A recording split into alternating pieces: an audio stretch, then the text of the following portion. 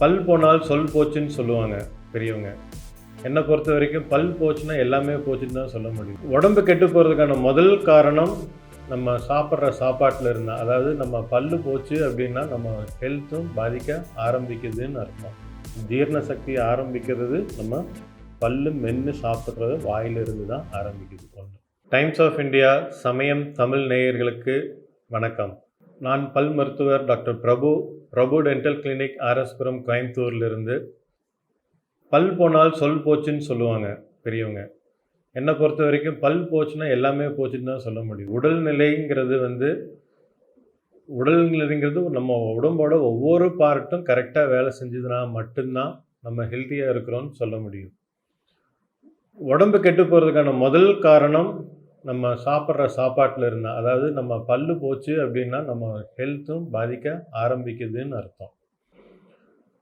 எதனால் அப்படி சொல்கிறேன்னா, நம்ம சாப்பிட்ற சாப்பாடை முதல்ல நல்லா மென்று ருசித்து சாப்பிட்ணுன்னு சொல்லுவாங்க. அது ஏன் மென்று சாப்பிட்ணும் அப்படிங்கிறதுனா, நம்ம உடம்புல வாயில் சுரக்கிற ஒரு உமிழ்நீர் சலைவான்னு சொல்கிறோம். அதில் டைலின்கிற ஒரு காம்பனன்ட் இருக்குது. அது சாப்பாட்டோட நல்லா மிக்ஸ் ஆகி சாப்பிட்டு முழுங்கினதுக்கப்புறம் வயிற்றில் போச்சுன்னா மட்டும்தான் அந்த சாப்பாடு கரெக்டாக ஜீரணம் ஆகும். அப்படி இல்லை, அவசரத்தில் நம்ம மெல்லாமல் சாப்பிட்றோம்.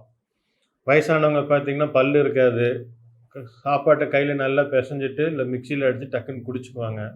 அந்த மாதிரி இருக்கிறவங்களுக்கெல்லாம் சாப்பாடு செரிமானம் ஆகுதுங்கிறது கரெக்டாக இருக்காது. அவங்களுக்கு எப்போவுமே ஒரு கம்ப்ளைண்ட் இருந்துக்கிட்டே இருக்கும், பசிக்கலை, சாப்பிட்டா அஜீரணம் ஆகுது. இந்த மாதிரி ப்ராப்ளம் எல்லாம் ஒன்றுக்கு ஒன்று சொல்லிக்கிட்டே இருப்பாங்க. இது எல்லாத்துக்கும் மூல காரணம் நம்ம சாப்பாட்டை மென்று சாப்பிடலைங்கிற ஒரே காரணம்தான்.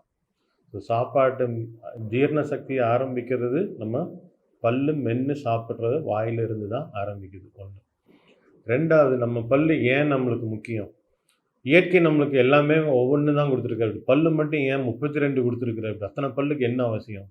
காரணம் இருக்குது. ஒவ்வொரு பல்லும் ஒவ்வொரு வேலை செய்கிறதுக்காகத்தான். எப்படி நம்மளுக்கு எல்லா உறுப்புகளும் முக்கியமோ அதே அளவு அதே முக்கியத்துவம் நம்ம பல்லுக்கும் கொடுக்கணும். ஆனால் ஜென்ரல் பப்ளிக் நிறைய பேர் ரொம்ப அலட்சியமாக இருந்துக்கிறாங்க.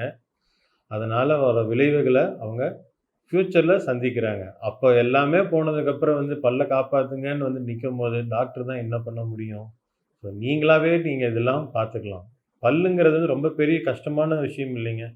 ரொம்ப சிம்பிளாக நீங்களாக வீட்டிலையே மெயின்டைன் பண்ணிக்கலாம். டாக்டர்கிட்ட அவசியம் போய் ட்ரீட்மெண்ட்டுக்காகத்தான் போகணுங்கிறது இல்லை. ரெகுலர் செக்கப் நல்லா இருக்கிறோமான்னு நம்மளே ஒரு செக்கப் பண்ணிக்கிறதுக்காக போகணும். அதுதான் மெயின் இம்பார்ட்டன்ஸ். ரெகுலராக செக்கப்புக்கு போனீங்க அப்படின்னாலே சின்ன சின்ன விஷயங்களை சின்ன சின்ன ப்ரொசீஜர்லேயே சரி பண்ணிக்கலாம். லேட்டாக போனால் ப்ரொசீஜரும் பெருசாக வரும், உங்களுக்கு செலவும் ஜாஸ்தியாகும். நான் செலவு பற்றி சொல்லலை, ஆனால் மெயினாக உங்கள் உடல் ஆரோக்கியம்தான் முக்கியம். நம்ம பல்லும் எவ்வளோ முக்கியங்கிறது இப்போ உங்களுக்கு புரிஞ்சிருக்கும். பல் போனால் சொல் போச்சுங்கிறது பழங்காலம். பல் போச்சு அப்படின்னாலே நம்ம உடல் ஆரோக்கியமும் போக ஆரம்பிச்சிருச்சுங்கிறது தான் இப்போதைக்கு நிலைமை. எப்படி நம்ம பார்த்துக்கிறோங்கிறத பற்றி உங்களுக்கு சொல்லியிருக்கிறேன்.